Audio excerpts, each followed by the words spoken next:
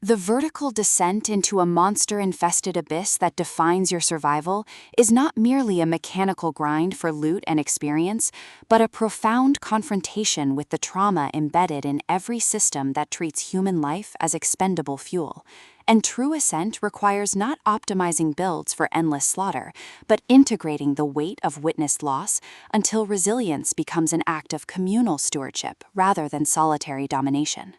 In Ascent of the Helldiver, KrazeKode transforms the apocalypse-lit-RPG trope into precise exploration of somatic sovereignty and post-collapse healing, proving liberation isn't found in reaching the bottom floor. It's forged in honoring the person beneath the armor, when every interface demands you remain weapon. This psychologically attentive narrative makes every dive feel like both necessity and elegy, where consent to descend is negotiated through ethical clarity rather than assumed duty, and peace means protecting your empathy when the grind demands you sacrifice it for efficiency. From recycled air and ozone narration, listeners enter worlds where survival is syntax and presence is the only unbreakable ow, perfect for fans of emotionally intelligent apocalypse fiction, where male vulnerability defies genre expectations. When veteran Helldiver Kalen Vance accepts a suicide mission expecting tactical redemption, he discovers the abyss mirrors the exact isolation he endured beneath years of performative stoicism.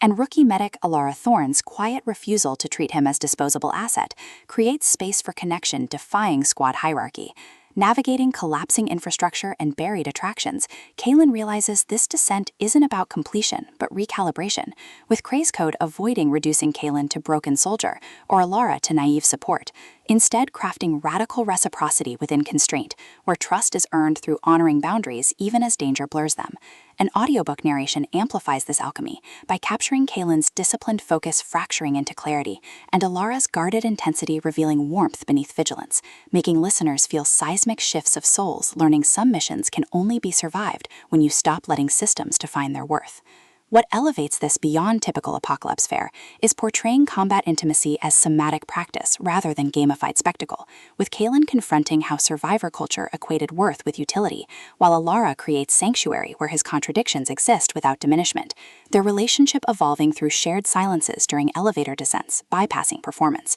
rhythms protecting both operational integrity and psychological safety, and mutual defense against commanders mistaking tenderness for weakness, supported by fellow divers encoding suppressed grief, elders carrying intergenerational weight, and the abyss itself absorbing centuries of unspoken bargains, reinforcing that in extraction-based systems, tenderness toward process is technique, and presence is sustainable resource, with skill trees mirroring emotional integration and squad bonds becoming metaphors for earned trust. For audiobook listeners, this production is an immersive descent into sacred survival, with narrators embodying Kalen and Alara with remarkable distinction, sound design anchoring existential stakes through distant mechanical groans, rain against bunker hatches, and hushed breath syncing with moments of clarity, pacing mirroring dive cadence from deliberate reflection to surging awakenings, ultimately redefining apocalypse-lit-RPG by centering male emotional labor within survival frameworks, and affirming that sometimes the most powerful act is choosing to ascend slowly, honoring whole self, even in landscapes shaped by